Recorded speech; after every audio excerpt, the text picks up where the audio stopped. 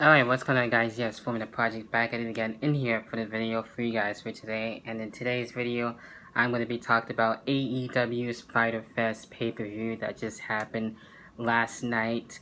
And things keep on rolling for AEW, just basically kind of going full speed up until they actually have their TV shows going in October.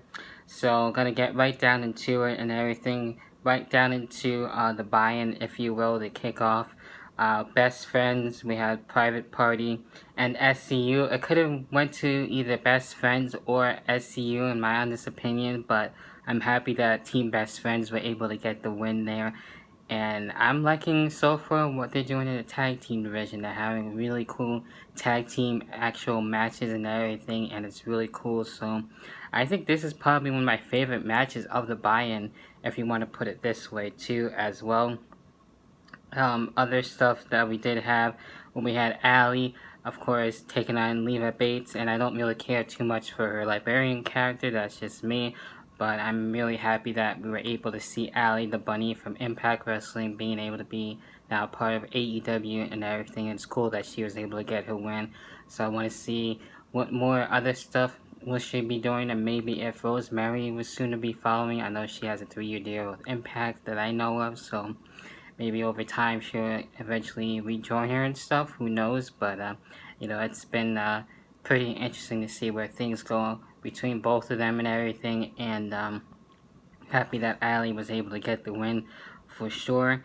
Try not to butcher too many names here. And we had Michael Nakazawa and as well Alex Jabelli. And this one was pretty interesting, a hardcore match and everything. Nakazawa is a pretty interesting character, so I'm going to look out for him. He was able to get the win too, by the way, so that's pretty interesting.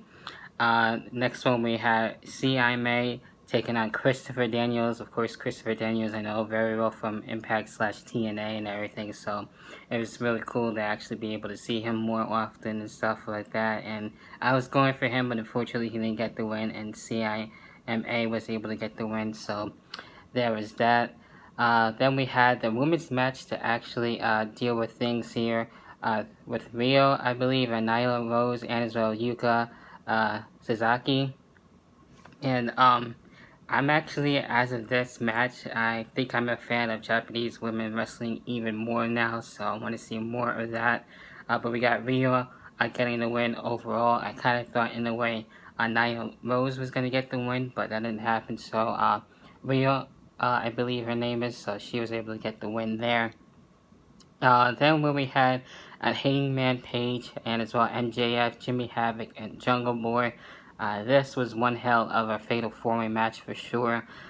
Really like all these guys. Really, I've seen a bit of MJF in MLW I've been watching lately, so that's been really cool to see. I know a little bit about Jimmy Havoc and Jungle Boy and Hangman Page a little bit, but that one was really cool to see. And with this one, Page, yes, Adam Page, I believe, actually was able to get the win on that. So, could have went either or. Honestly, definitely some guys to look forward to keep an eye on in AEW, definitely for sure.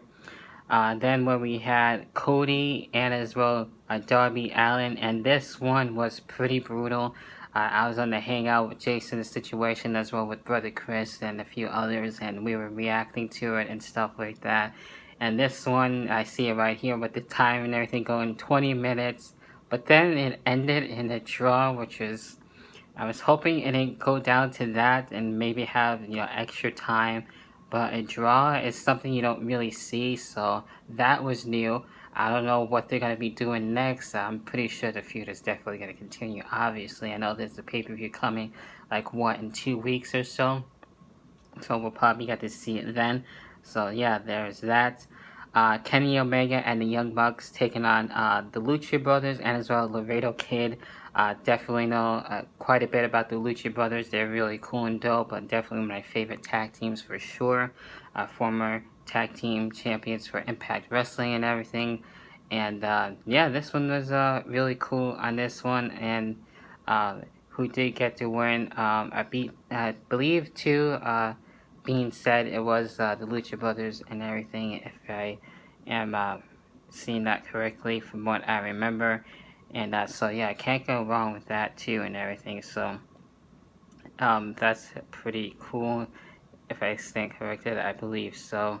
But you can always correct me on that. But anyway, just the main card itself was like really dope, and it actually didn't really have any much of filler. It was just boom, boom, boom, match after match.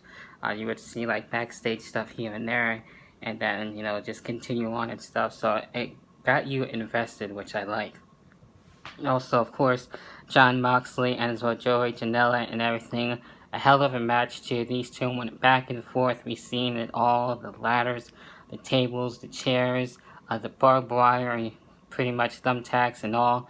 And of course, Jon Moxley was able to get his win, but in the end, we had Kenny Omega basically snapping and wanting payback is a bitch, basically.